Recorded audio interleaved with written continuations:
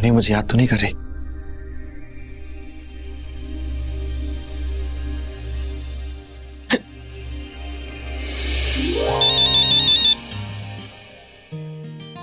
ऋषि, तुम मुझे याद कर रही थी,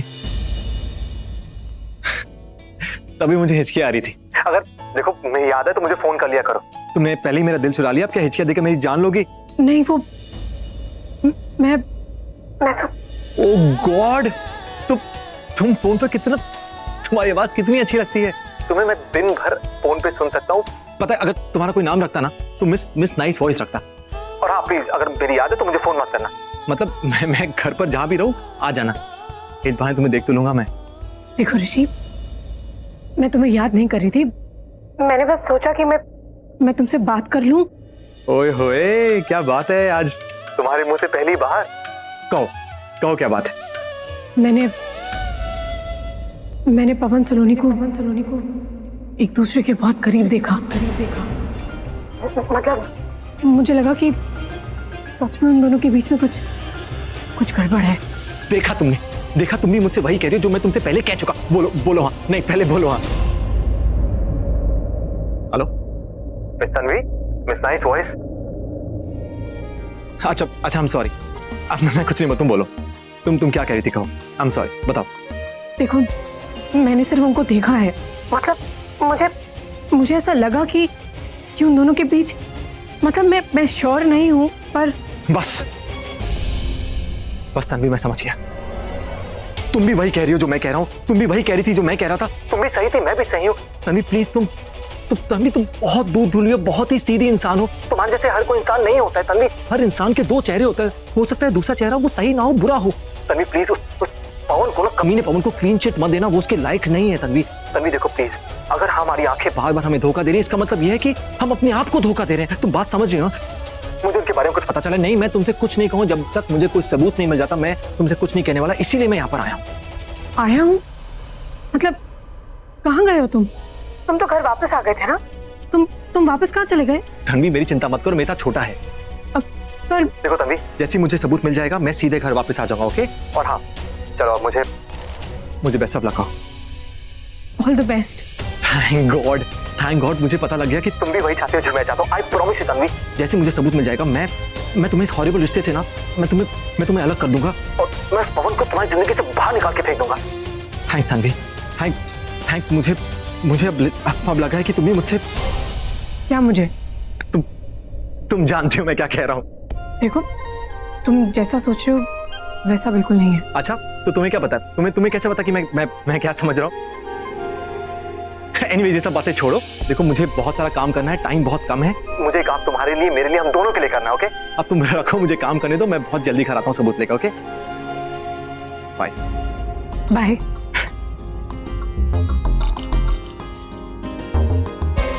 पवन,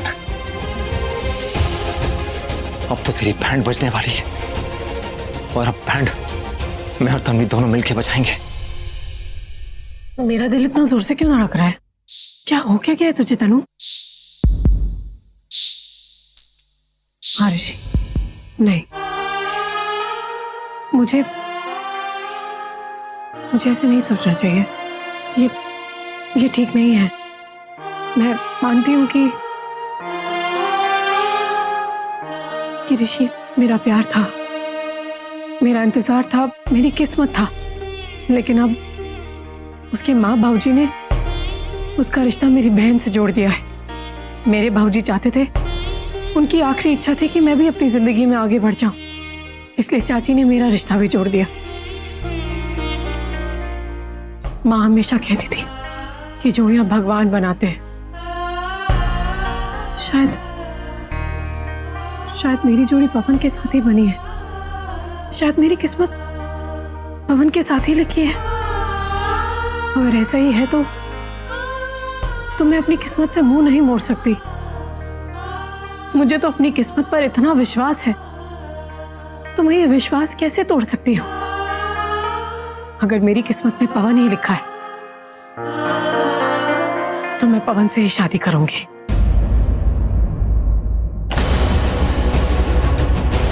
लेकिन अगर पवन गलत है तो मैं चुप भी नहीं रहूंगी। आज मैं अपने आप से एक वादा करती हूँ कि अगर वाकई पवन गलत निकला तो मैं अपने साथ तो गलत नहीं होने दूंगी। क्या सोच रही है? मेरा ना एक सीक्रेट है। तूने और सांड पाल लिया? चश्मे, सीक्रेट बोला मैंने, सीक्रेट। मुझे भी बताना। बताओ। मैंने ना ऋषि को एक लड़की के साथ उसके कमरे में देखा। हाँ? मुंह बंद कर चश्मिश। उनके बीच कुछ हुआ तो नहीं, यही प्रॉब्लम है। ये प्रॉब्लम है? क्या प्रॉब्लम है? वो लड़का तो है ना। अरे प्रॉब्लम वो नहीं है, क्यों? प्रॉब्लम ये है कि वो किसी एक लड़की के साथ ना निभा नहीं सकता। उसने मुझे लास्ट टाइम कहा था कि वो ना शादी के बाद बहुत सारा अफेयर रखने वाला है। माय गॉड, फिर वो खोल लिया। अरे बेवकूफ, मेरे लिए तो अच्छा है ना, शादी के बाद उसे जितने अफेयर करने ना करने दे। तू पागल है क्या? पागल होगी तू? अरे वैसे भी तो शादी के बाद मैंने अफेयर करने थे ना, बस उसने बोला मैंने भी बोल दिया। सोच, हम दोनों पति पत्नी, और अपनी पर्सनल लाइफ में वो अपनी गर्लफ्रेंड के साथ खुश और मैं अपने बॉयफ्रेंड के साथ खुश। अरे वो स्टूपिड। देख, पति चाहे इंडियन हो या अमेरिकन, लेकिन पति को कभी भी ये बात नहीं पता चलनी चाहिए कि उसकी पत्नी कितने सांड पाल रही है, समझी? तेरे समझ में कुछ नहीं आने वाला। तू ना अपने चश्मे का नंबर बढ़ा सिर्फ। बट यू नो व्हाट, कभी कभी ना मुझे ऐसा लगता है ये जो तन्वी के आगे पीछे भागता है ना, ये ऐवे ही भागता है। वो क्या कहते हैं, अट्रैक्शन इन्फैचुएशन टाइप, है ना, वही। वरना तू ही सोच, कहाँ मैं और कहाँ वो बहनजी तन्वी। यार सही कह रही है। मैंने तो बोला नहीं था। सैंडी तू यहाँ? हाँ, मैं यहाँ।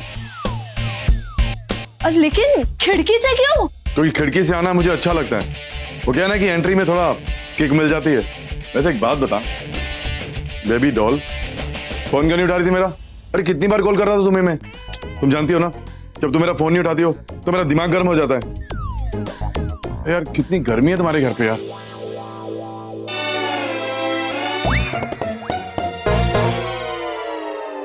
हाँ, क्यों नहीं फोन उठा रही थी मेरा? अरे शादी में बिजी थी।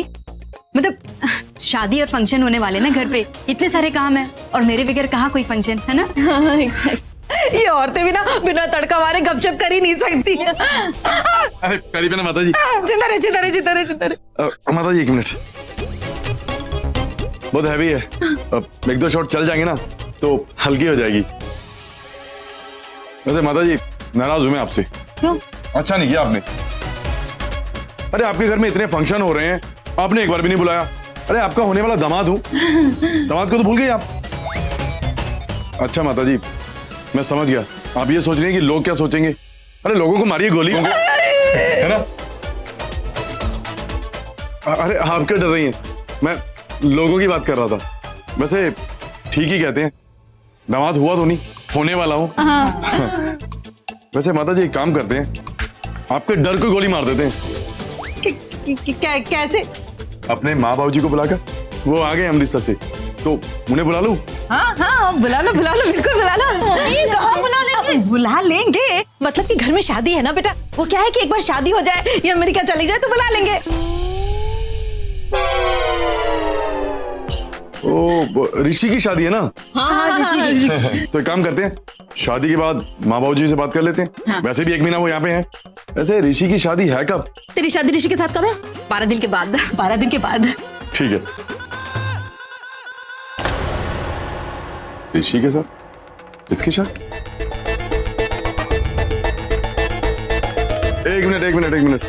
माता जी ने भी क्या कहा? तुम्हारी शादी ऋषि के साथ? भाई मिल गया, जल्दी आओ, मिल गया।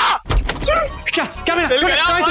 कहाँ है? भाई मिल गया भाई मिल गया अरे मिल गया, नहीं छोड़, नहीं छोड़ूंगा भाई, मिल गया। अरे नहीं छोड़ूंगा। अबे छोड़ मुझे। क्या मिला?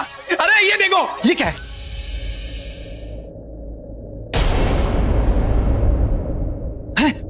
मंदिर में हुई शादी की रिसीट।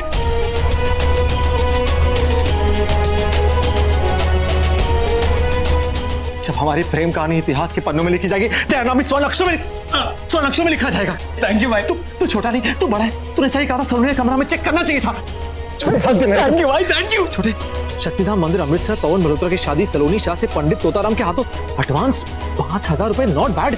और नीचे पंडित जी के हस्ताक्षर भी है। इसका मतलब हम अपने मंदिर के बहुत करीब है। छोटे, मैं तुझे अपनी शादी में कुछ काम दूंगा। केटरिंग नहीं, शमया नहीं, तू शहनाई बजाएगा। शहनाई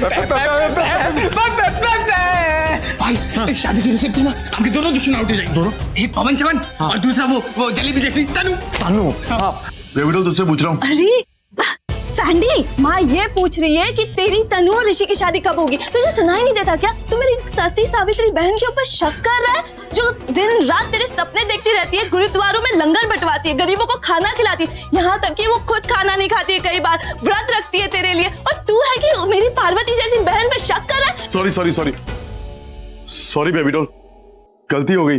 जानता हूँ कि तू मेरे लिए जान भी दे सकती है, पर तू जानती है ना कि मैं कितना गुस्सा करता हूँ। मुझे 1 मिनट में गुस्सा आता है और 2 मिनट में चला भी जाता है। अब माता जी माफ कर दीजिए, गलती हो गई। और सैंडी, तू कहाँ अपने आप को ऋषि से कंपेयर कर रहा है? अरे कहाँ ऋषि और कहाँ तू? बिल्कुल सही, मेरे डैड सीएम को जानते हैं और मैं सारे मिनिस्टर्स को। अगर आप कभी ट्रैफिक में फंस गए ना, बस एक फोन कॉल करना, सारा का सारा ट्रैफिक रुकवा दूंगा आपके लिए मैं।